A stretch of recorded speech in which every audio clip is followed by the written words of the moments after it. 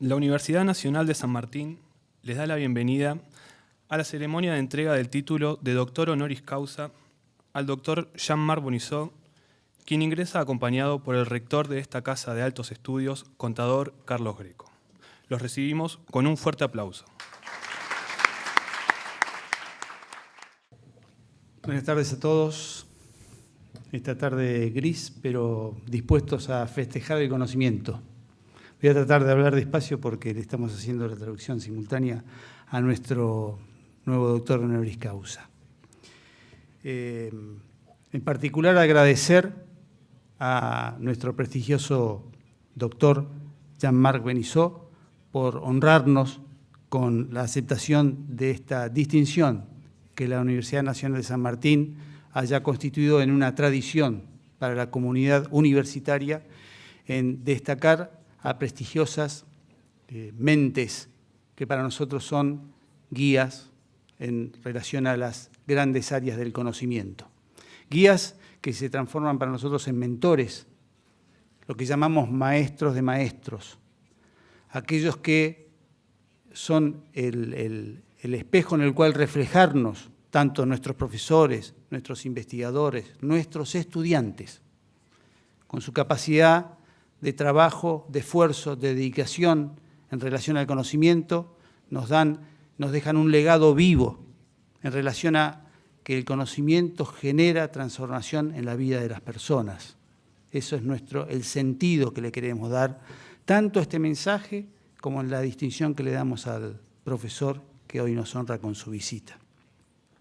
En el corto video que han visto, muchos ya lo conocen, en particular para aquellos que nos visitan por primera vez, reconocerán allí a una institución joven de apenas 25 años que ha sabido construir una vocación y una caracterización con un especial compromiso con el rendimiento de sus estudiantes, con una especial dedicación a ser una institución de investigación, con un especial compromiso con el desarrollo tecnológico y la innovación que genere valor a la sociedad y a las empresas e industrias que nos rodean, y sin abandonar un destino final que es generar equidad y justicia social a través de la educación. ¿Por qué en este caso otorgar un doctorado honoris causa a alguien que se ha destacado tanto en la teoría económica? En estos tiempos, y casi es inevitable hacer una alusión a los tiempos que nos tocan de vértigo, de angustia, de incertidumbres, de cuál va a ser el desarrollo y el desempeño de nuestra economía, tanto a nivel mundial como a nivel regional y en nuestro país. ¿Por qué? Porque sabemos que el conocimiento es aquel en el cual debemos abrevar para interpretar la realidad y también resolver los problemas de la vida de nuestra gente. Es en el conocimiento en el que tenemos que refugiarnos. La teoría económica se desarrolla sobre modelos matemáticos, sobre cuestiones normativas también, sobre cuestiones positivas, pero no deben desembarazarse de interpretar la realidad y aportar soluciones a la gente. Quienes nos gobiernan deben saber que en cada una de las decisiones que toman también se impacta la vida de la gente. Nosotros como institución educativa y de generación y transmisión de conocimiento tenemos un deber delegado. El deber delegado por la sociedad y en nuestro caso también por el Estado en generar y transmitir conocimiento. Un conocimiento que tiene que estar comprometido con descubrir la verdad. Y la primera condición para trabajar en esa secuencia es que no somos dueños de la verdad, pero que nuestro compromiso está en encontrar, buscar diariamente esa verdad que nos aporte una solución. Y ahí tenemos un deber indelegable con esa verdad. Pero también en esa debilidad de reconocer que no somos dueños de la verdad, está implícita paradójicamente una fortaleza, que es que no respondemos a la tiranía ni a la soberbia del poder de turno. Basados en nuestra autonomía, en nuestra capacidad de discernimiento, tenemos que buscar esa verdad, una verdad en favor de la mayor equidad, en favor de la mayor justicia social. Para eso tenemos que trabajar todos los días. Y aunque parezca abstracto, creemos, en este caso particular, que la teoría económica nos aporta esa búsqueda de la verdad, para buscar soluciones. Cualquier decisión de política económica tiene una carga ideológica, es ineludible. En cualquier plano que sea, en el predictivo o en las decisiones, en el prospectivo. Esa carga ideológica la tiene aquel que tiene capacidad para decidir. Nosotros tenemos que aportar el conocimiento de modo tal que ese discernimiento sea el más apto posible. Pero en nuestra vocación está que ese conocimiento se aplique de manera equitativa y justa. El domingo pasado fui al supermercado. Ustedes me dirán, ¿qué me importa?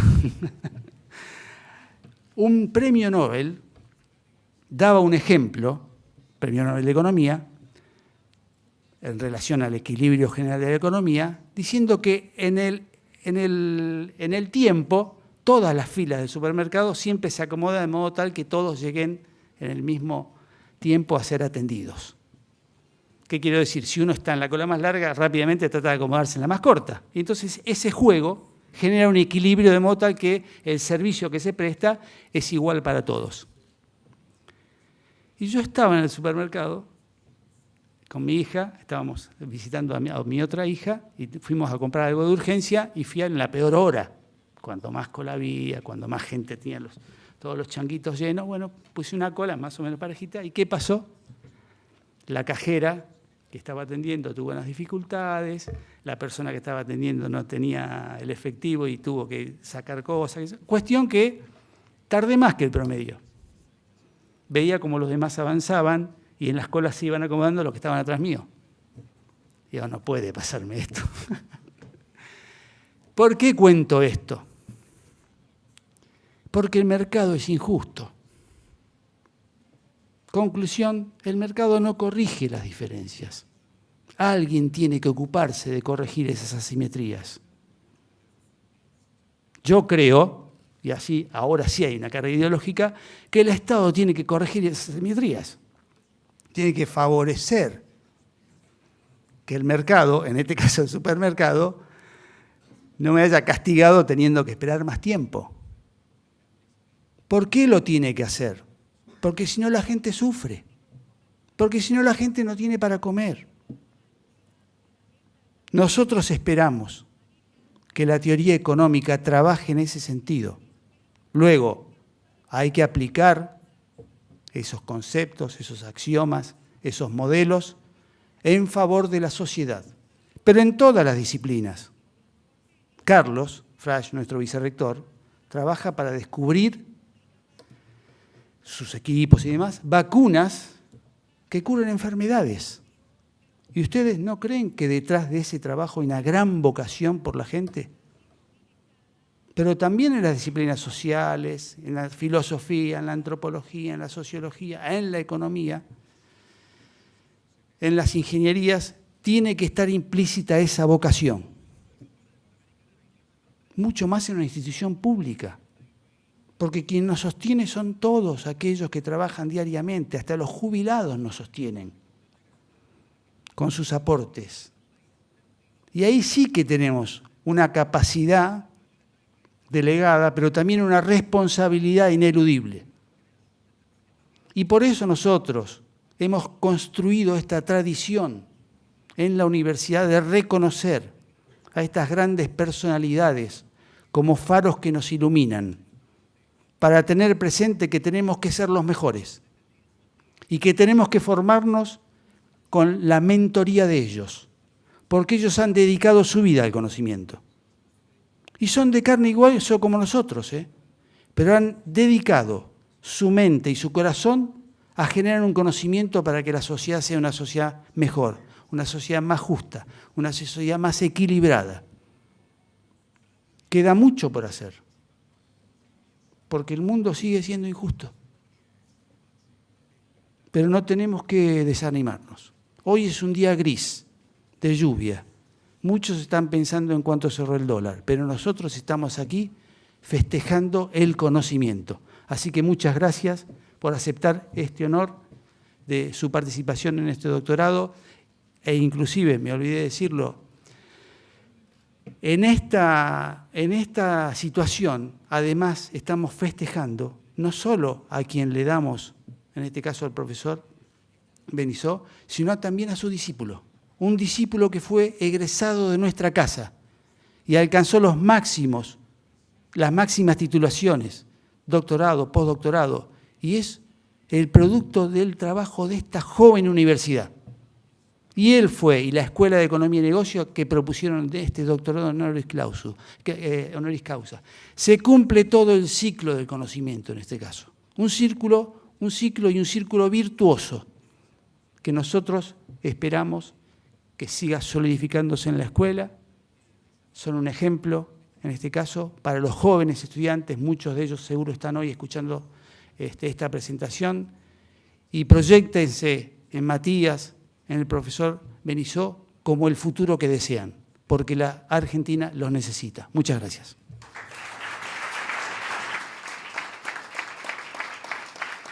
Agradecemos las palabras del rector Carlos Greco.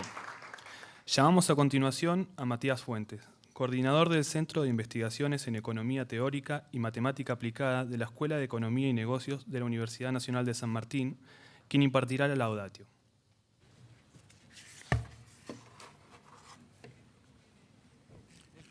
Buenas tardes, señor rector de la Universidad de San Martín, señor vicerrector, señor decano de la Escuela de Economía y Negocios, demás autoridades de esta universidad, docentes, investigadores, alumnos y público en general.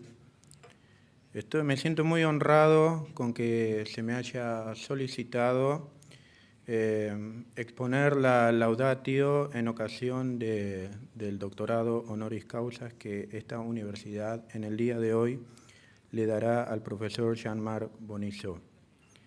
Antes de explicar la semblanza de la actividad científica del profesor Bonizot, me gustaría hacer saber que nuestro laureado en el día de hoy, desde el momento que obtuvo su doctorado allí en la Universidad de París I, Panthéon-Sorbonne, más conocida por estas latitudes simplemente como la Sorbona, ha ejercido en su ámbito, en su dominio, en su expertise, una enorme influencia en aquellos que han trabajado y trabajan en asuntos relacionados con la teoría del equilibrio general, con la teoría de juegos, con los fallos de mercado, con modelos incompletos en mercados financieros, etc. De hecho, varias tesis doctorales defendidas en aquella universidad y en otras que mantienen convenios con esta universidad, han basado sus resultados claves, su contribución al conocimiento, están basados en descubrimientos muy importantes que el profesor Bonizot ha desarrollado a lo largo de sus más de 70 publicaciones científicas. Quisiera dirigirme hacia el plano concreto de las contribuciones más importantes del profesor Bonizot y poner el contexto de la consideración de la existencia de fallos de mercado, de imperfecciones que hay en el mercado.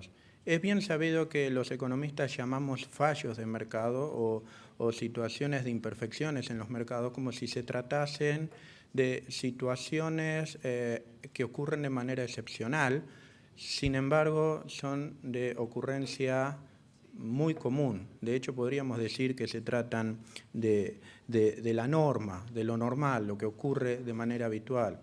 Nosotros enseñamos a nuestros estudiantes como una manera de entrar a la disciplina de la economía y de la microeconomía en particular, la teoría económica, a saber interpretar los modelos de competencia perfecta, de mercados competitivos, pero esto debe ser siempre tomado como una forma, como una primera aproximación a los estudios económicos, sin perder de vista que en realidad estamos basando estos modelos en supuestos muy fuertes que rara vez se cumplen en la economía del mundo real.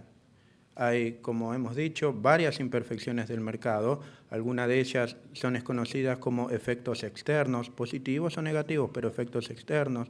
Rendimientos crecientes por parte de las empresas paran la producción, las empresas discontinúan la producción, las empresas no se comportan de manera suave como comúnmente asumimos. Hay incertidumbre. Muchas veces hay mercados donde los precios no son tomados como dados, sino que son impuestos, los precios son formados, etc. Y la profesión ha sabido de estas cosas desde por lo menos un siglo y medio atrás.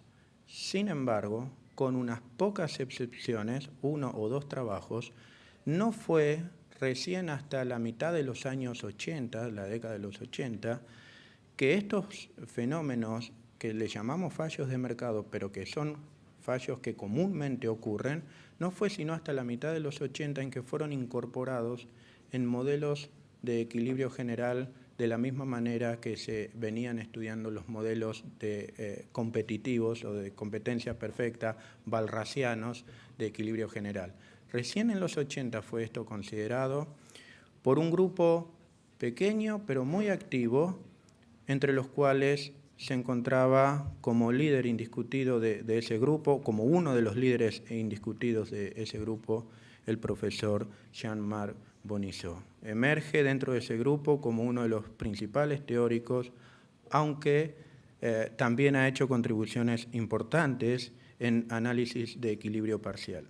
Yo podría en esta noche hablar bastante sobre todos estos tópicos, pero por razones de tiempo y de otra naturaleza que luego aclararé, me voy a concentrar brevemente en solo uno de los aspectos que el profesor Bonisseau ha investigado. Esto es la teoría del equilibrio general cuando las empresas, las firmas, tienen formas muy variadas de producción, lo que los economistas matemáticos llaman tecnologías no suaves y no convexas.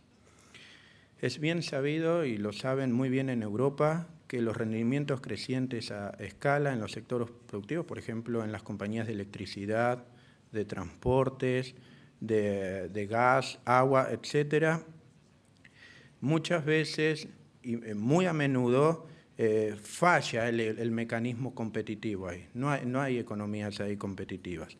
En esos entornos se sabe, se conoce en la literatura económica que cualquier intento por incorporar conductas competitivas o que una empresa busque maximizar beneficios no se puede. No podemos tener ahí al típico empresario, productor que está buscando maximizar beneficios como podría suceder en otra industria. Es necesario ahí adoptar otras conductas para imponer los precios, para establecer los niveles de producción, etc. En ese grupo, nuestro laureado de esta noche, como dije antes, ha trabajado muy intensamente y básicamente al leer los papers que él ha publicado, yo encuentro que lo que ha guiado la investigación del profesor Bonisseau han sido el intento de dar respuestas a 2 preguntas. 1. ¿Cuál es la conducta apropiada de los productores? Y en esto incluimos también a las políticas estatales. ¿Cuál es la conducta apropiada de los productores en presencia de rendimientos crecientes a escala o de imperfecciones del mercado? ¿Cuál es la conducta? En segundo lugar, ¿cuáles son las condiciones que garantiza que un equilibrio en esas economías pueda existir. Con relación a la primera pregunta, en varios trabajos el profesor Bonizó, conjuntamente con su ex director de tesis, el profesor Bernard Cornet, buscaron conductas muy generales de comportamiento de las empresas, axiomatizaron esas conductas, encontraron las condiciones y desarrollaron de manera formal, matemática, lo que se conoce como la Marginal Pricing Rule, en un contexto de equilibrio general, cuando las empresas tienen formas de producción la que se venga a la mente. No están restringidos por lo que comúnmente las economías nosotros enseñamos. Cualquier forma de producción encontraron cuáles deberían ser las formas en las cuales las empresas, ante distintas fallas de mercado, deben conducirse. Y luego fue tiempo de pasar a la segunda pregunta y de probar la existencia de equilibrio en aquellas economías no competitivas, donde hay mercados imperfectos. Dependiendo muchas veces de lo que estamos interesados en estudiar, nosotros podemos representar mejor una economía real, por espacios de dimensión infinita para los bienes. Yo sé, porque es obvio, que puede resultar muy extraño pensar en la existencia de una infinita cantidad de bienes y de servicios. Incluso eso parece contraintuitivo con el hecho de que la economía es la ciencia de la escasez. Pero créanme que representa mejor el mundo real. Yo no voy a hacer el intento de explicarlo, pero es así. El profesor Jean-Marc Bonizó también extendió el análisis del equilibrio con fallos de mercado, tanto en la búsqueda de conductas generales como en particular en la política de tarificación al costo marginal, a contextos infinitodimensionales. Y hasta aquí, hasta el día de hoy, hasta esta tarde al menos, es lo más completo, son los resultados más completos que se conocen en este campo. Son los resultados más generales y más completos que se conocen en este campo. En este momento, quizá algunos en la audiencia están pensando que se tratan de trabajos muy abstractos.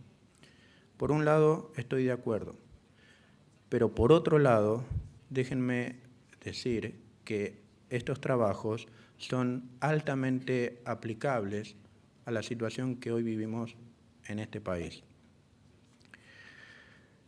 A lo que me refiero es que las investigaciones teóricas que ha llevado adelante el profesor Bonizó dan cuenta o permiten entender cuáles deberían ser, en empresas así, las tarifas óptimas en empresas de electricidad, de gas, de agua, algo que me parece que está sacudiendo un poco la atención del público en estos días. ¿Cuáles deberían ser las tarifas y cuál debería ser la política de descentralización del Estado? La investigación que el profesor Bonizó ha realizado y que he citado anteriormente nos ayuda a entender mejor, desde un plano teórico, pero altamente aplicable, cómo deberían ser las tarifas y, por lo tanto, cómo deberían ser la solución a este problema. Quisiera terminar mi laudatio mencionando que una de las pruebas de que el profesor Bonizó es un excelente investigador, una de las pruebas, no la prueba, sino una de ellas, es que evidentemente se deja ver en que ha publicado en varios journals líderes en la especialización. Algunos de esos journals son Econométrica, que es el lugar donde todos queremos publicar, pero no se puede tan fácil. El Journal of Economic Theory, que es el lugar donde todo teórico quiere publicar. Economic Theory, misma consideración, el Journal of Mathematical Economics, el lugar para los economistas matemáticos, pero no solamente revistas científicas de economía, sino también ha publicado en revistas de matemáticas como el Journal of Mathematical Analysis and Application, el Journal of Optimization Theory and Application, el Journal of Convex Analysis and Nonlinear Analysis. Me gustaría también agregar que muchas de las publicaciones están entre las más citadas dentro de la literatura. Hay una frase que se suele atribuir a León Walras. Se le atribuye, ignoro si es de él, yo nunca la leí de parte de él, pero se le atribuye. Walras decía que hay dos clases de economistas. Creo que esto podemos extenderlo a personas que no son economistas, pero hay dos clases de economistas, aquellos que demuestran lo que dicen y aquellos que no demuestran lo que dicen. Claramente el profesor Jean-Marc Bonisseau pertenece al primer grupo y es una de las razones por la cual hoy es honrado con el doctorado honoris causa. Muchas gracias.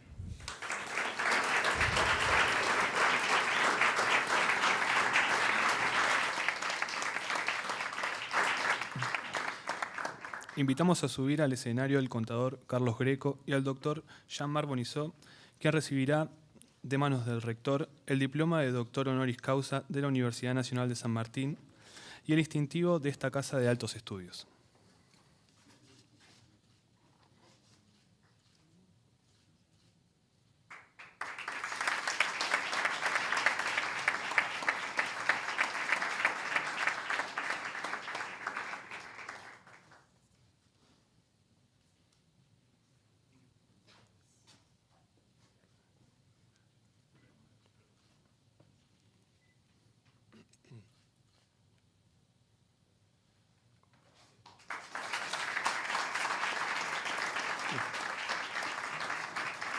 Escucharemos ahora la conferencia del doctor honoris causa Dr. Jean-Marc Bonisseau, Matemáticas y Economía, influencia perjudicial o complementariedad fructífera.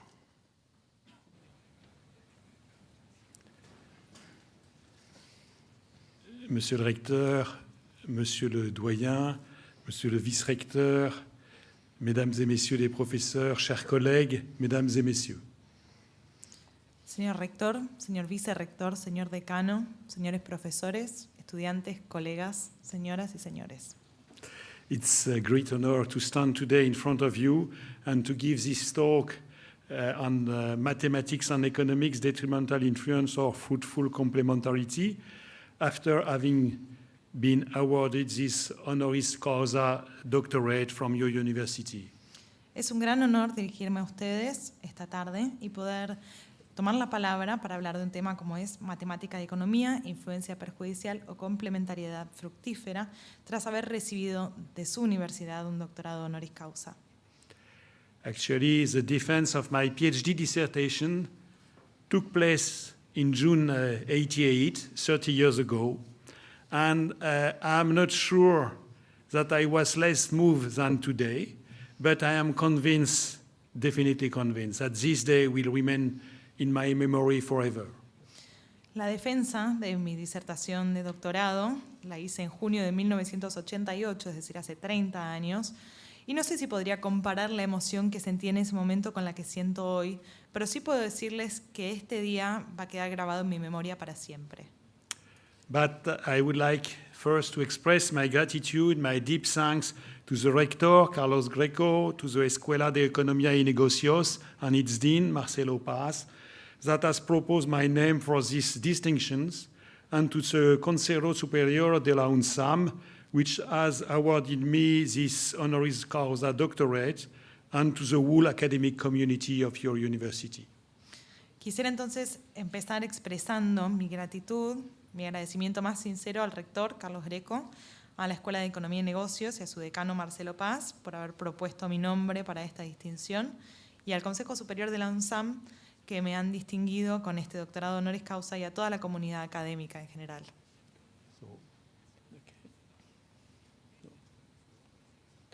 Okay, I wish first to dedicate this presentation, To the memory of Gérard Debreu, the Economic Nobel Prize winner 83. He was the president of my PhD committee 30 years ago at the University Paris Panthéon-Sorbonne. And he spent the last years of his life in Paris. He came in 1998, 20 years ago, with the chair Blaise Pascal from the École Normale Supérieure. And I have now the honor and the privilege to occupy his office at the Maison des Sciences Économiques. Quisiera empezar también dedicando esta presentación a la memoria de Gérard Debreu. Él ganó el Premio Nobel de Economía en 1983 y fue presidente del panel ante el cual defendí mi doctorado en 1988 en la Universidad París I, Panthéon-Sorbonne, y pasó los últimos años de su vida en París. En 1998, hace 20 años, se le dio la cátedra Blaise Pascal en la Escuela Normal Superior y hoy tengo el honor de ocupar su oficina en la Maison des Sciences Économiques. I have also a deep scientific debt towards Bernard Cornet, my friend and colleague, who is now a professor emeritus at the University Paris I and professor of economics at the University of Kansas. He was my PhD advisor. We have completed a lot of work together, and he was the first in '84 who called me to prepare a PhD when I was thinking of starting a job in the economic state administration. También tengo una gran deuda científica para con Bernard Cornet, amigo y colega, que hoy es profesor emérito de la Universidad París I y es profesor de economía en la Universidad de Kansas. Él fue mi tutor de tesis doctoral y juntos hicimos mucho trabajo. Y debo reconocer que fue él el primero en llamarme en 1984 para empezar a prepararme para un doctorado en un momento en que yo estaba pensando tomar un trabajo en la administración estatal, en el sector de la economía. Before starting and entering in the core part of this talk, I would like first to recall some fact about the international academic life. This tradition of the honoris causa doctorate is a major symbol of the fact that science has no border and that international exchange and recognition of major scientific contribution is not a matter of national preferences or choice, but based on shared worldwide criterion, excellence criterion, and peer evaluation. Antes de meterme de lleno en la parte más científica de la presentación, quisiera compartir con ustedes algunos hechos respecto de la vida académica a nivel internacional. Esta tradición del doctorado honoris causa es uno de los principales símbolos del hecho de que la ciencia no tiene fronteras y de que los intercambios internacionales y los reconocimientos internacionales a las grandes contribuciones científicas no son cuestión de preferencias nacionales o de elecciones, sino que se basan sobre un conjunto de criterios compartidos a nivel mundial, criterios de excelencia y de evaluación de pares. International cooperation and intellectual exchanges are the best mean to share knowledge, to progress all together toward an ever-growing understanding of the world, but also to share an ethical thought on the social impact of scientific progress, of its implementation, and on the fair distribution of the social benefits. La cooperación internacional y los intercambios intelectuales son el mejor medio para compartir conocimiento, para poder juntos hacer progresos hacia una comprensión cada vez mayor del mundo, pero también para poder compartir nuestros pensamientos éticos respecto del impacto social, del progreso científico, de su implementación y de la distribución justa de los beneficios sociales. I started 20 years ago to develop the international relations at the level of my departments in my university to improve the employability of our graduates and to offer them a larger range of possibilities to continue, for example, in PhD program. That time was also the first year of the Erasmus exchange program in Europe. Hace 20 años empecé a desarrollar las relaciones internacionales a nivel de mi departamento de matemática en mi universidad para mejorar la empleabilidad de nuestros graduados y también para ofrecerles una mayor cantidad de posibilidades para poder seguir estudiando en programas de doctorado. Ese momento fue también el primer año del programa de intercambio Erasmus en Europa. 14 years later, the president of my university asked me to become the vice president in charge of international relations. This concrete field experience had a strong impact on my understanding of the best practices in the academic community. I am strongly convinced that we need to increase the students' exchange at the early stage of the higher education. These early exchanges provide a better language proficiency and open mind and equip the students with an international network of classmates, which is itself a strong help for further study abroad, the best way to reach the international excellence. 14 años más tarde, el rector de mi universidad me pidió que me encargara de las relaciones internacionales de toda la universidad. Y esta experiencia de campo tuvo un gran impacto en mi comprensión de las mejores prácticas de la comunidad académica. Hoy estoy firmemente convencido de que necesitamos incrementar los intercambios de estudiantes en la etapa más temprana de la educación superior. Estos intercambios tempranos les brindan un mayor desempeño a nivel lingüístico, abren sus mentes y equipan a los estudiantes con una red de compañeros internacional que los ayuda mucho también para poder continuar con sus estudios en el extranjero con posterioridad, que es, como saben, la mejor manera de alcanzar la excelencia internacional. Let me say that these exchanges, international exchanges, must be implemented in the Erasmus Mundus spirit, in the sense that this is a cooperation between equal academic partners on the basis of transferable credits, recognition of the study abroad, and equal sharing of the benefit. This is really at the opposite of the competitive behavior that we observe today on the higher education market, where each institution tries to attract the best students just to keep them in their own programs. Estos intercambios deben implementarse con el espíritu de Erasmus Mundus o Erasmus de la Unión Europea. Es decir, que deben ser cooperativos entre socios académicos que sean pares a un nivel de igualdad, en los que los créditos sean transferibles y que se reconozcan los estudios realizados en el extranjero, donde se compartan los beneficios a un mismo nivel en todas las universidades asociadas. Esto se opone a la conducta competitiva del mercado de la educación superior, donde cada institución intenta atraer para sí los mejores estudiantes solo para mantenerlos en sus propios programas. When I was a PhD student, I had the wonderful opportunity to get a scholarship to prepare my thesis at the Center of Operation Research on Econometrics of the Université Catholique de Louvain in Belgium. This center was, and still is, a highly internationalized laboratory which offers me to meet many outstanding researchers in theoretical economics and econometrics. Cuando yo era estudiante de doctorado, tuve la oportunidad magnífica de obtener una beca para preparar mi tesis en el Centro de Investigación Operativa y de Econometría en la Universidad Católica de Lovaina, en Bélgica. Este centro era en ese entonces y continúa siendo hoy un laboratorio muy internacionalizado que me ofreció la posibilidad de conocer a muchísimos grandes investigadores en el campo de la economía teórica y la econometría. In particular, I met at that time Gérard Debreu for the first time, and 30 years later, I am still in contact with several colleagues that I met during this stay in Louvain, and we are now building a new consortium to continue our Erasmus Mundus Master QEM with the Department of Economics at UCL. So this is clearly an evidence that early stage exchange have a long-lasting effect. En particular, voy a destacar que fue ahí donde conocí a Gérard Debreu, y 30 años más tarde sigo en contacto con él y con muchos colegas que conocí a lo largo de mi estadía en Lovaina. Y estamos ahora trabajando, de hecho, para desarrollar un programa conjunto, un consorcio, con el programa europeo Erasmus Mundus, con el Departamento de Economía de UCL.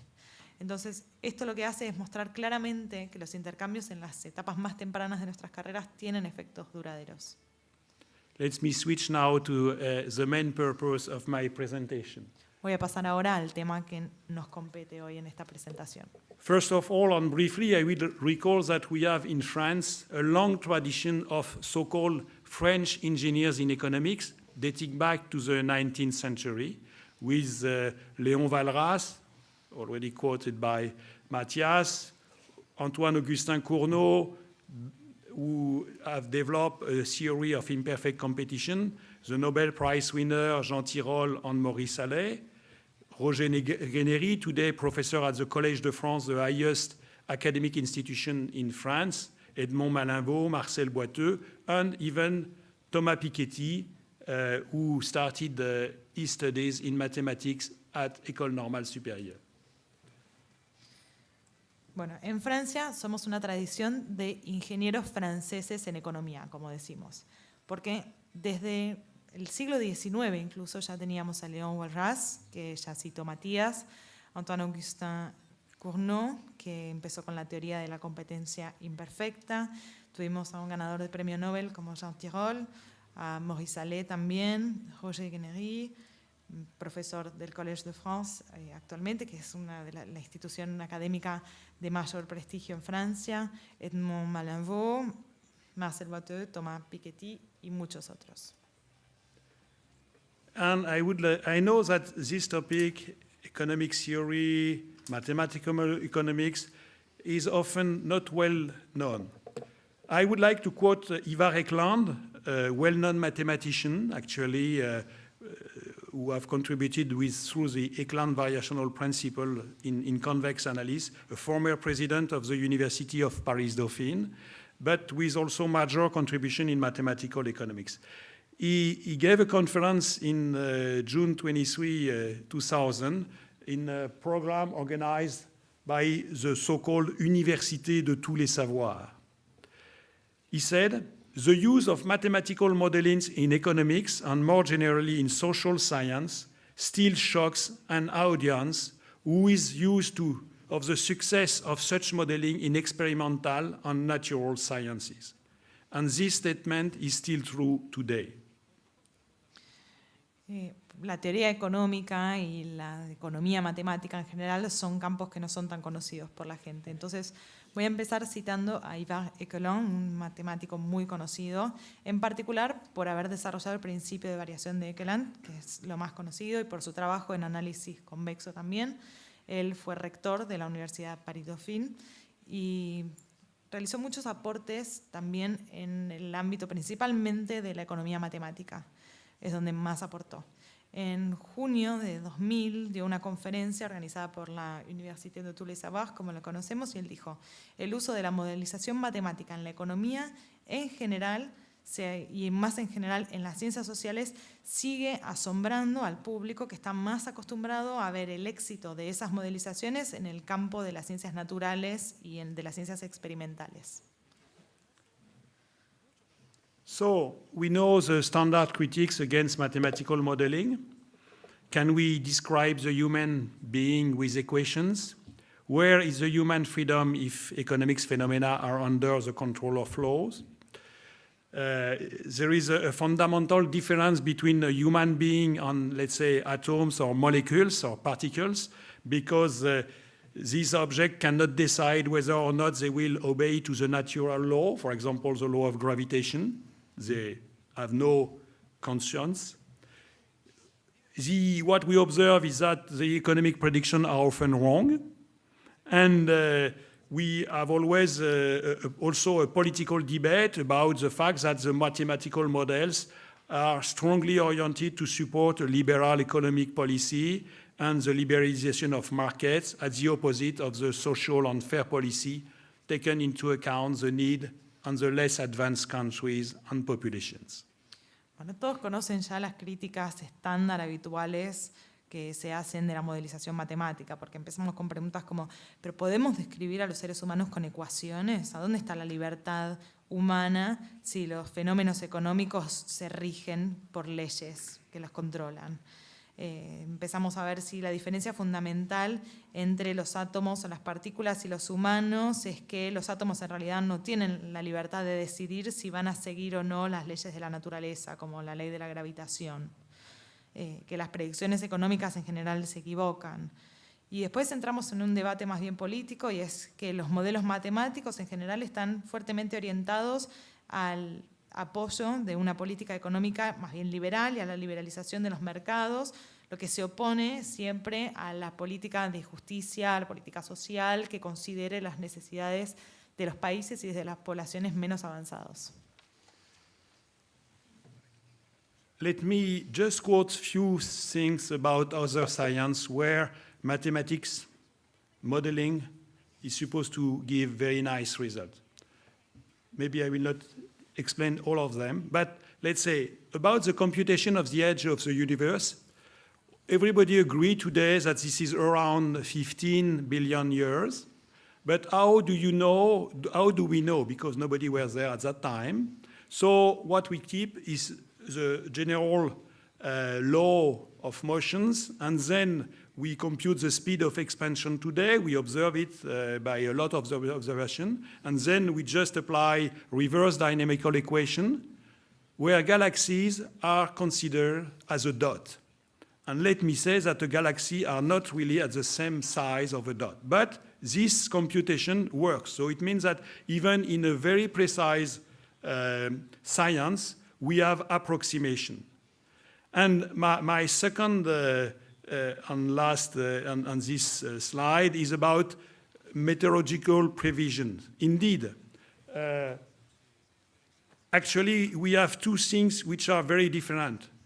If you want to know the weather tomorrow or in a week or in a month, tomorrow it's possible. In a week, you have a larger margin of error. And in a month, you cannot say nothing, but you can predict quite correctly the average temperature in Buenos Aires or in Paris during the months of January or the months of July.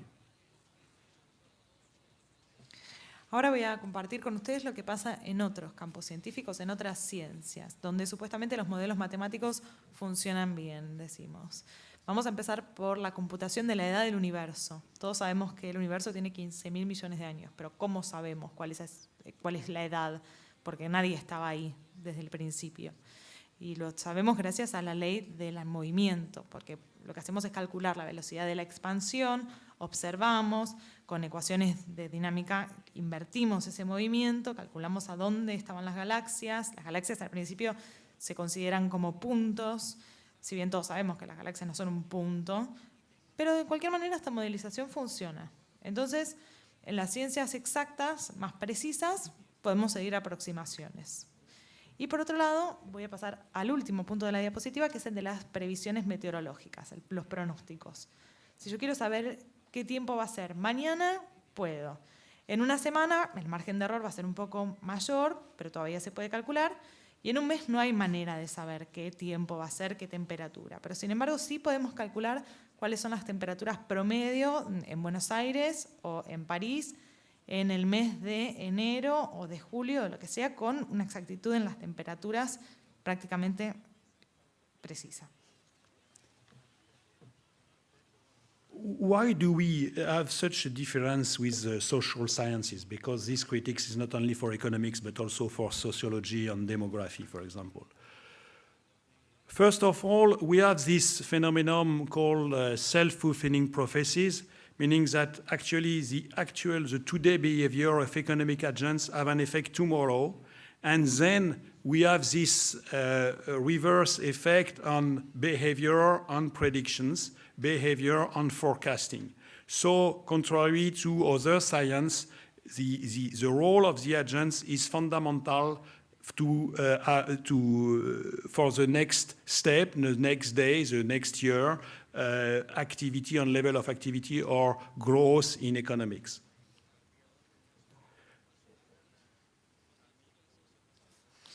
Entonces, ¿por qué tenemos esta diferencia tan grande con las ciencias sociales? Porque sí, son críticas que se le hacen a la economía, pero también a la sociología, a la demografía, a todas se les aplican las mismas críticas. Bueno, sabemos que un discurso público puede tener un efecto sobre el comportamiento de los agentes económicos, es decir, que puede invertir en realidad todas las predicciones que teníamos hasta ese momento y cambiar el resultado final. Entonces, el rol de los agentes en este sentido resulta fundamental a nivel del impacto que puede tener tanto para la actividad en niveles crecientes o decrecientes, para el crecimiento. So also we know obviously that social science, or at least the social states, have a direct impact on our life, our well-being. Clearly, we can also act personally. We cannot change the physical law, but we can act personally on our economic environment through some policies, through international agreement, but even us by individual choice, individual effort or investment. And also, everybody has a personal experience of economics and social environment and is also invited to participate to the decision, at least through the electoral processes in all of our countries. En las ciencias sociales también sabemos que lo que pasa tiene un impacto directo sobre las personas. Si bien nosotros no podemos modificar las leyes de la física, sí podemos tener un impacto sobre la política económica, sea a través de acuerdos, por ejemplo, a través de iniciativas personales, de inversiones. Y además, las personas también están invitadas a participar en lo que pasa en ese ámbito a través de elecciones mínimamente en nuestros países que son democracias. So my point would be to say that actually mathematics have a very small power, contrary to what we have in mind often. First of all, we have a huge numbers of agents, of commodities, plus we have to consider times and uncertainty. So we face highly dimensional problem with a lot of data. Second, many important concepts like preferences, let's say risk aversion and many others, are not easily measurable. So how to represent this concept by numerical index. And third, economic agents are not neither fully rational nor fully informed, and it's very difficult to measure to what extent are this lack of information or rationality. Finally, we today have no description of real forces driving the economic dynamics. So this is combined with more and more available data, all of this big data that we know, but we don't know precisely what these data are describing, and we don't know how to manage this flow of continuous data. Entonces, lo que podemos decir es que la matemática tiene un poder limitado en este sentido. Tenemos fenómenos económicos que se aplican a una cantidad de agentes muy elevada, a los commodities, por ejemplo, también, al tiempo, y tenemos una gran incertidumbre, o sea que tenemos muchos problemas dimensionales con muchísimos datos asociados. Después tenemos otros conceptos como las preferencias, la aversión al riesgo, que no son fáciles de medir y que no se pueden representar sencillamente con un índice numérico. En tercer lugar, tenemos el hecho de que los agentes económicos no son plenamente racionales y que no están siempre plenamente informados tampoco, con las dificultades asociadas a esto también que implican la dificultad para medir la falta de información o la falta de racionalidad, porque tampoco hay manera de saber hasta dónde llegan. Y, por otro lado, no tenemos fuerzas reales que sean las que dirijan la dinámica de la economía. Entonces, tenemos cada vez más datos, como ven, con el fenómeno de Big Data, de hecho, que está ahora tan en boga, pero tenemos siempre este mismo gran problema de definir qué es lo que estos datos representan, cómo gestionar este flujo de datos constante. So let me nevertheless argue that mathematics could be a key tool for a better understanding in economics.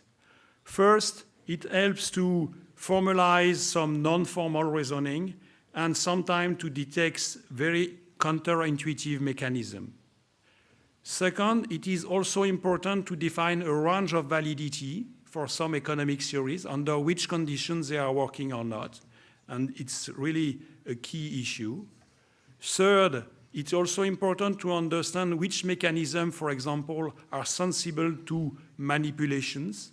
This is important, for example, in detecting frauds and cartels on markets or insider trading on financial markets.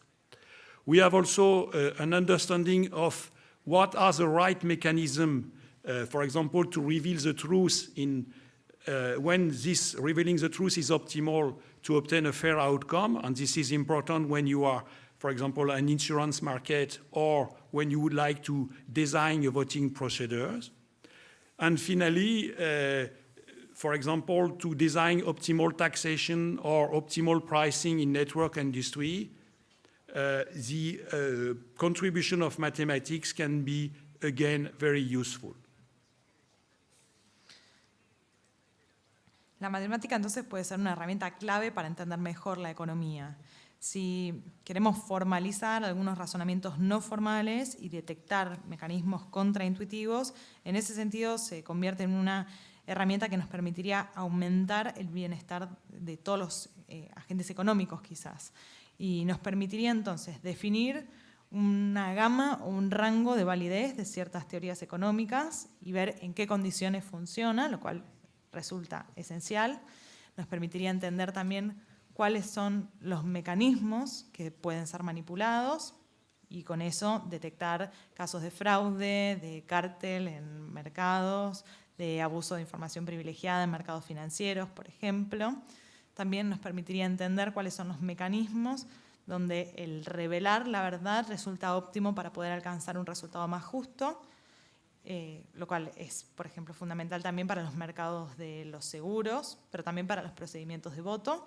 Y, por último, nos permitiría diseñar sistemas de gravámenes óptimos o poder definir niveles de fijación de precios que sean óptimos en la industria del transporte de las redes, por ejemplo.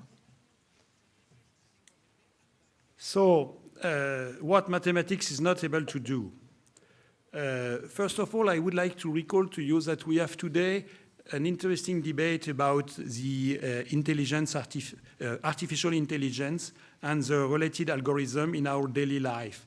Just to see that in some sense, we have always an attitude towards mathematics, which we appreciate the capacity of conducting computation, but we are always afraid that our freedom will be denied if we are only controlled by a machine or by some algorithm. So it's not only in economics, but now in many aspects of our daily life that we have this debate about what is the role of mathematics. So clearly, mathematics are not able to provide a global theory, even if we are speaking, I don't like anymore this general equilibrium theory, because general means that we would be able to understand all things in the same model, which is not true at all. So clearly, we are not able today, we have no global theory to answer all social and economic questions. Second, mathematics is a support to a decision. It's never give a solution. It proposes some solution and some comparison between solutions, and definitely the political decision depends on arbitrage between several contradictory interests often. So mathematics can help, but cannot take a decision. Even if we are thinking about very simple facts or very simple things, clearly we are not able to take into account all interactions and all factors. So even if we are thinking, for example, about probability, often we are not able to measure correctly the probabilities and to have a good evaluation of them. So we are really limited because, contrary maybe to things in physics or in biology, we are not able to isolate some stylized fact and some laboratory experience. Finally, even if we would like to design some efficient algorithm to compute an exact solution of economic equation, this is out of the scope because most of the simplest problem we can encounter in economics are so-called NP-complete, meaning that we have no efficient algorithm in polynomial times, meaning in a reasonable time to solve such problem.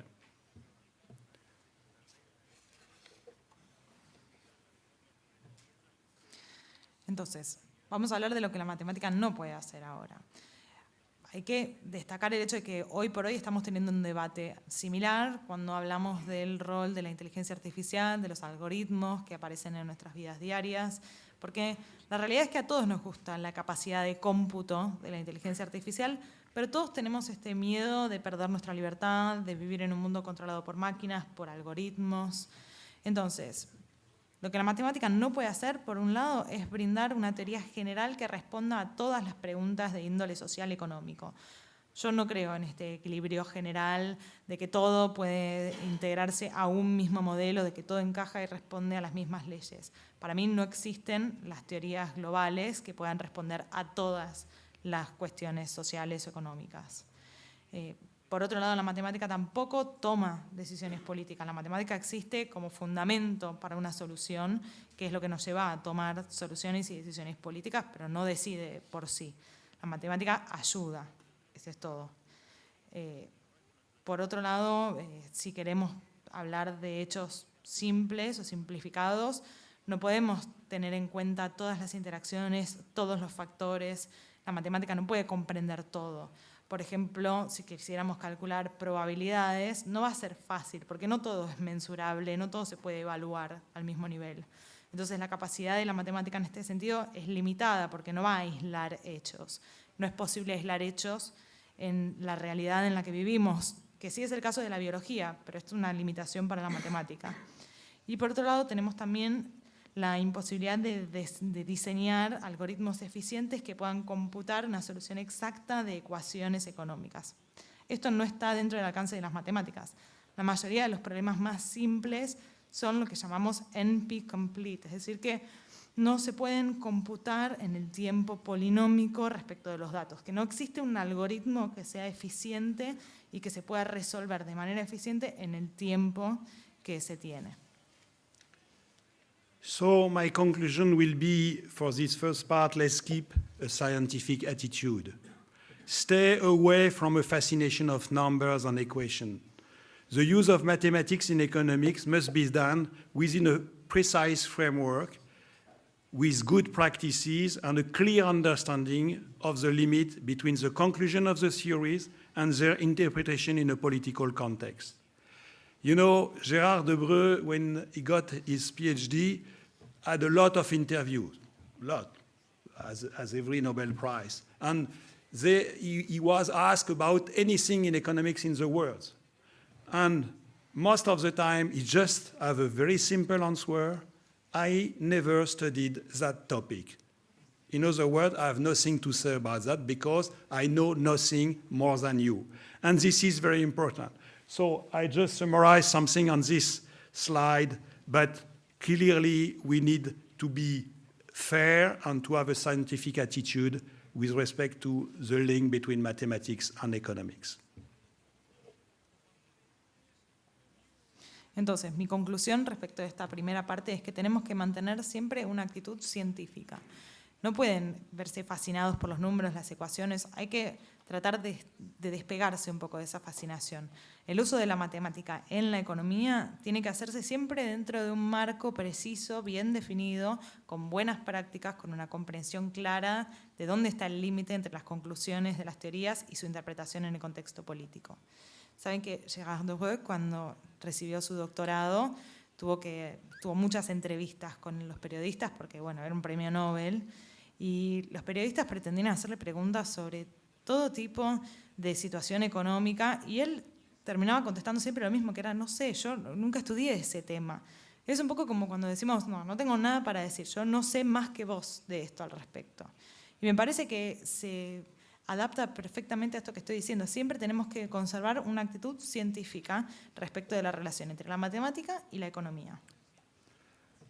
Nevertheless, I would like to quickly present to you an example of a mathematical contribution to economics, which is mainly the work I have done since more than 30 years now. But let me quote my co-author, Bernard Cornet, already mentioned, Jean-Philippe Médecin, Monsef Medeb, Alexandrine Jamin, Antoine Mandel, Marc-Olivier Czarnecki, Bertrand Crétez, Lalaina Rakotoné-Indraini, et enfin Mathias Fuentes. Just to say that this is a joint work, not an isolated personal work. So in the book Theory of Value from 59, you have this quotation of Gérard Debreu saying 3 phenomena are not in this book. First, external economies and diseconomies, and second, increasing returns. And what I will try to present is how we can integrate these two phenomena called also market failures in a general equilibrium model. I guess you don't need to translate the name of my co-author. Bueno, yo quisiera empezar citando una contribución matemática a la economía a la que he dedicado más de 30 años. Es un trabajo que no hice solo, lo hice con muchísimos otros colegas, que me está diciendo que no hace falta que lea la lista de todos los nombres porque los pueden entender ustedes mismos, pero todos esos nombres se mencionan para que ustedes entiendan que no se trata de un trabajo aislado o de una sola persona, sino que es un trabajo en equipo donde se requirió mucha cooperación. Y estaba mostrando en pantalla recién una cita de Debreu del 59 que hablaba de 3 fenómenos que el análisis presente no comprende que deben ser destacados, que son las economías y las deseconomías externas y los rendimientos que van en aumento como integraciones de las fallas del mercado en los modelos de equilibrio. So a key question is what's the behavior of the firm with increasing return to scale or non kind of non-convexities, because we know that the standard theory of competitive equilibrium does not work. So we have to find something else, and the idea is to follow a problem of optimality. Optimality means that we would like at least to have a good situation at the end of the process, and we can refer to the work of Ottoling from 39. An optimal of welfare corresponds to the sale of everything at marginal cost. But when we would like to know what is the mathematical question is what is this marginal cost? How do we compute it in the general case, far beyond the simple model considered by Ottoling? Entonces, si hablamos del comportamiento de las empresas cuando tienen rendimientos a escala crecientes, vamos a volver a la cuestión de las no convexidades. Y hay una definición en el equilibrio walrasiano o el equilibrio competitivo que para mí no funciona en este caso y deberíamos volver entonces a la optimalidad, que es el hecho de querer llegar a una situación correcta al final de un proceso. Entonces, el estado óptimo del bienestar correspondería a la venta de todo a un costo marginal. El problema matemático que se plantea entonces es cómo hacemos para computar, para calcular cuál es ese costo marginal en términos generales. ¿Cuál es la regla cuando el costo no es diferenciable o cuando no está minimizado en el equilibrio? Esto va más allá del modelo de Ottoling, que es al que responde todo esto que estoy diciendo.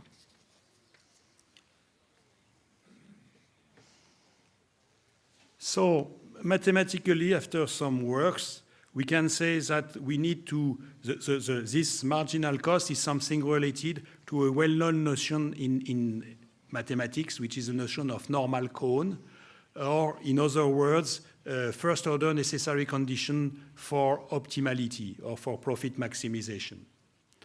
But the difficulty comes from the fact that there is a lot of normal cone in the mathematic literature. Entonces, matemáticamente tenemos que decir que el costo marginal está relacionado con lo que es el cono normal en matemática. Necesitamos condiciones para la optimalidad o para la maximización de la ganancia o del beneficio. El problema es que tenemos muchísimos de estos conos matemáticos en general. So here you have some description on this picture of what is something which is normal. You have a set which represents the capacity of production, and then the red arrows describe different ways of defining normality or orthogonality, something which is outward and perpendicular to the boundary of the set. This is maybe difficult to translate. Acá es cuando la traducción se empieza a volver más complicada. I'm sorry. Tenemos una descripción del cono normal acá, que es cuando vemos la capacidad de producción, por un lado, y las flechas que aparecen en rojo indican las diferentes definiciones de lo que es la normalidad o de las situaciones que aparecen también como lo que es ortogonal, que es cuando estamos en el plano perpendicular respecto del límite de un conjunto. Good. And so, just to let you know, for example, we can start with the initial work in the convex case by Debreu, where we use a concept of Minkowski. Then in 75, Guénéry introduced a fundamental step using the cone of Duboviki and Milutin, Russian mathematicians. Then in 82, actually the paper were published in 90, Bernard Cornet introduced the Clark's normal cone. Clark's is a mathematician from Canada who is now in France. Then later, some years later, Mordukovich cone was introduced by Ali Khan. Then, more recently, a work of Cornet and Zarnicki described a new normal cone which was introduced in this theory. And at the same time, but in a different context, I introduced again a new and different normal cone to deal with infinite dimensional spaces. So clearly, you see that the situation is quite intricate.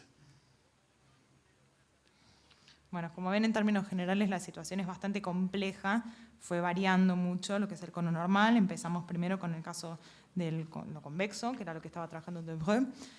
Presentó entonces en el 59 el concepto de Minkowski. Después en el 75 Guénéry presentó el cono de Duboviki-Milutin. En el 90 Cornet presentó el de Clark, que es un canadiense que hoy está en Francia. Un poco más tarde, Kahn introdujo el de Mordukovich y unos años más tarde tenemos la aparición del de Cornet-Zarnicki y yo hace unos años presenté un nuevo cono para el espacio dimensional infinito, el de Bonisot. So I would like to mention that we have no a good concept for every economic application. First of all, mainly, we have two types of problem. A problem of optimality related to the well-known second theorem of welfare economics in economics. And second, a problem of existence. And both are interesting from an economic point of view, but are related to very different mathematical proofs, either some kind of first-order necessary condition or some kind of fixed point theorem. So in the first step, we can say that we have one very good notion, very short, very sharp notion for the existence, for the second theorem of welfare economics, meaning for optimality. But we know, with a very simple example dating back to 82 by Beato and Mascolel, that this concept is not compatible with the existence of an equilibrium.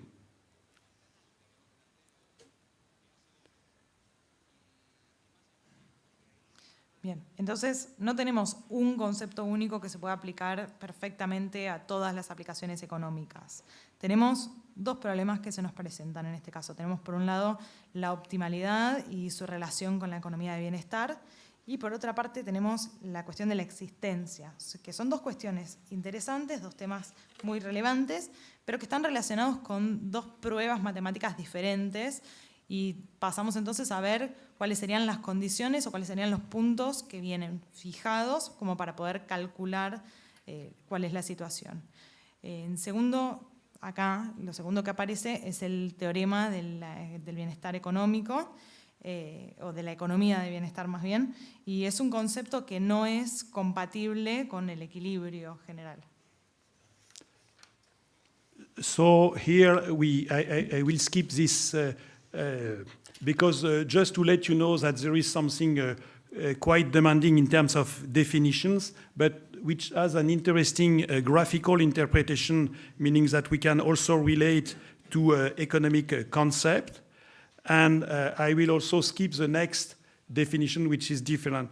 But I would like just to note that in this framework, we discover something strange. Sometimes we have an idea in mathematics that things should work if such or such properties is satisfied. And what was interesting with this approach, developed in the beginning of the 2000 year, is that we were in contradiction with a very standard idea of the need of convexity for having a fixed point, where here we discover, which means this is really an contribution of economics to mathematics, in that case, not in the other sense, that economics leads us to discover that we don't really need convexity to get a fixed point. Entonces voy a saltear, acá tenemos algunas definiciones que son un poco más complejas, quizá más demandantes a nivel intelectual, pero sí quisiera destacar que podemos hacer interpretaciones gráficas que son interesantes como para entender diferentes conceptos económicos, y voy a atraer su atención sobre un marco que es un tanto extraño, porque a veces tenemos la idea de que en matemáticas, si cumplimos con ciertos requisitos, con ciertas propiedades que se respeten, un postulado va a funcionar, y no siempre es el caso. Nosotros, por ejemplo, solíamos pensar que necesitábamos tener convexidad para poder tener puntos fijos. Y en este caso, no fue la matemática la que contribuyó con la economía, como decía antes, sino que fue la inversa. La economía hizo una contribución para con la matemática, porque nos demostró que no necesitábamos tener convexidades para poder tener puntos fijos. Now I would like to speak 1 minute about infinite dimensional spaces. Why? Because many people are thinking that this is just spaces for mathematicians. This is just for our pleasure, that we like complexity and we would like to work in these strange spaces.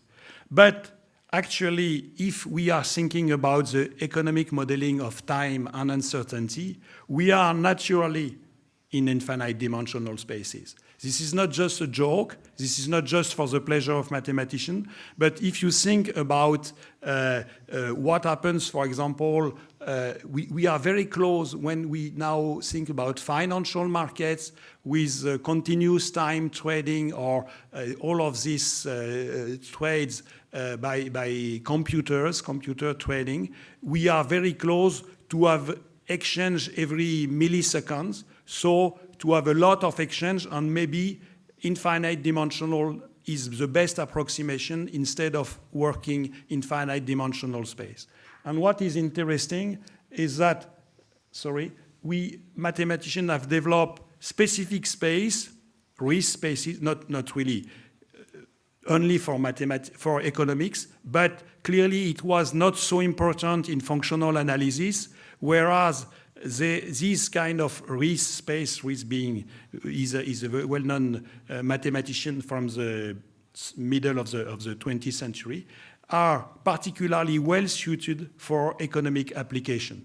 So just to let you know that in mathematics, we are considering some concepts which are not the most useful for other science, but which are well adapted to economic models.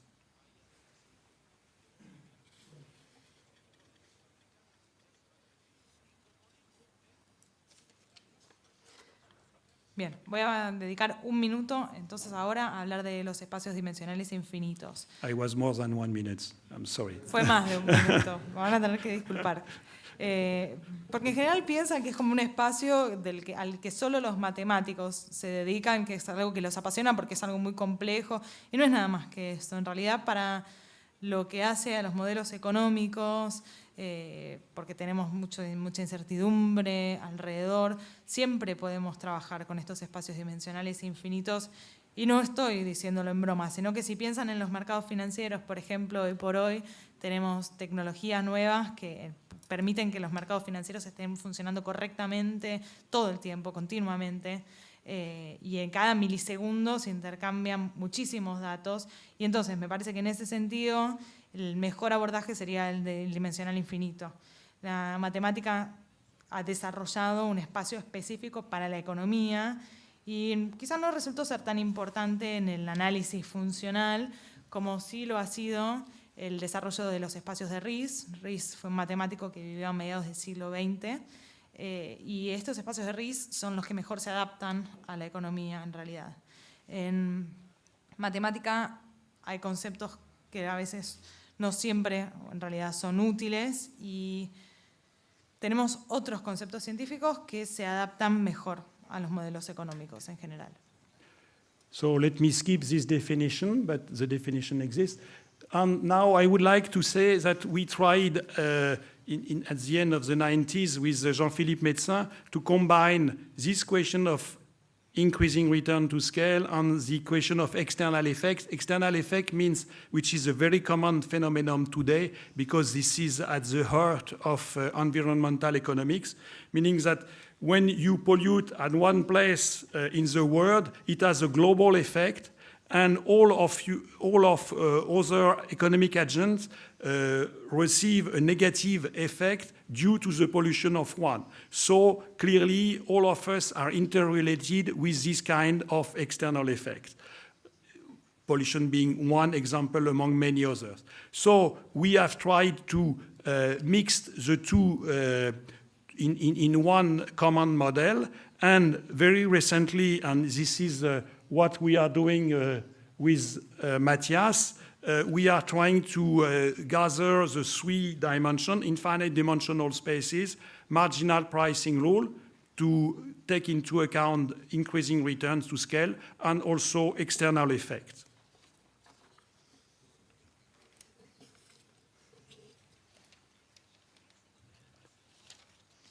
Bien, entonces también quisiera contarles que estuve trabajando con Jean-Philippe Médecin para abordar el retorno en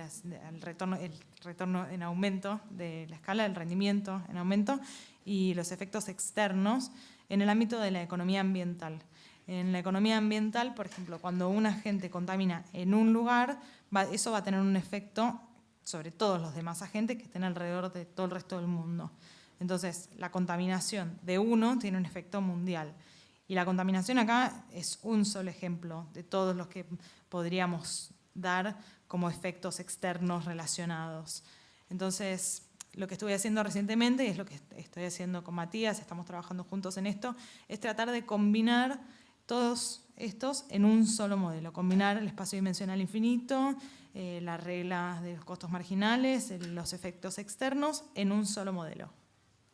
And reading this formula, you can say, so what? What is the contribution? And I would like to maybe, and it will be my last slide, to answer briefly. First of all, we can ask also, why is this definition and not another one? So we are not working in a purely abstract things. What we would like to be is to be consistent with what was done before, meaning the convex case, the finite dimensional case, the so-called smooth case where everything is smooth. And also we have another test, internal test, is the compatibility with the existence of an equilibrium. And actually it's not so hard to have a new definition, but what is the key issue of our work is to check that we fit with all of this criterion with this new definition, which is an internal criterion. Entonces, al ver lo que tenía en pantalla, quizás se esté preguntando, ¿y cuál es la contribución? Entonces, ¿cuál es el aporte? Y lo que quisiera hacer ahora es responder brevemente a esa pregunta. ¿Por qué esta definición? Bueno, no es algo abstracto, sino que estamos tratando de trabajar con lo práctico y siendo coherentes siempre con todo el trabajo que se hizo previamente a nuestra definición. Para esto lo que hacemos es someter todos nuestros casos a una prueba interna que es verificar la existencia del equilibrio. No es que sea tan difícil llegar a una nueva definición, pero sí diría que es clave para que nuestro modelo funcione, verificar que todos los criterios encajen bien con esto, que siempre se pueda llegar a un resultado correcto. So from, let's say, mathematical or economic theory point of view, we have a first job. And second, very briefly, what could be an economic conclusion? The economic conclusion is that we are able to define a domain of validity, to extend this domain of validity, for an example, for the existence of an equilibrium. But what we have, on the contrary, is that we know, with many simple examples, that we lose any optimality, even if we satisfy some first-order necessary condition for optimality. Actually, we have no optimality. And then we have two lessons. First of all, we remark that in this model, I would say slightly closer to the real world, we really need a public intervention, meaning this is a justification of the public intervention in markets. Second, I would say we need also something about the role of income distribution, which is not independent, as in the classical theory, to get optimality or at least to improve the optimality of the solution. And third, even if the formula is quite complicated, it could be adapted to several particular models, for example, in finance, or in some model taking into account uncertainty, or some other model taking into account time, to check what could be done and how we can incorporate this formula to compute today an optimal behavior for some large firm like energy utilities.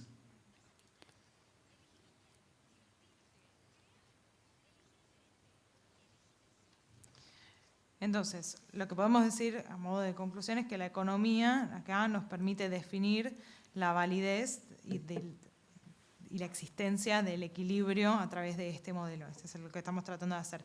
Ahora, con cada iteración y con cada ejemplo al que lo aplicamos vamos a perder optimalidad. Vemos, incluso si estamos satisfaciendo las condiciones de la optimalidad, siempre perdemos algo. Y si hay dos lecciones que hemos aprendido de esto, es que este modelo necesita de la intervención del público, y casi diría esto como una justificación de la intervención del público. Y además hemos visto que esta fórmula se puede adaptar a diferentes modelos. Entonces se puede usar para el mundo de las finanzas, para calcular la incertidumbre, para aplicarse a determinado periodo de tiempo. Y lo que tenemos que hacer es verificar entonces cómo computar, por ejemplo, cuál sería, o lo que nos permite hacer es cómo computar cuál sería el comportamiento más adecuado para una empresa de energía. Gracias a este modelo entonces podríamos saberlo. So just to conclude, we know that mathematics and economic theory is something which has a little limited power, but I'm still convinced that we need, among others, continue in that domain of economics to help of the progress of the economic organization, of the economic world, and to help everybody, every country to progress. Thank you very much for the translation. Bien, entonces, para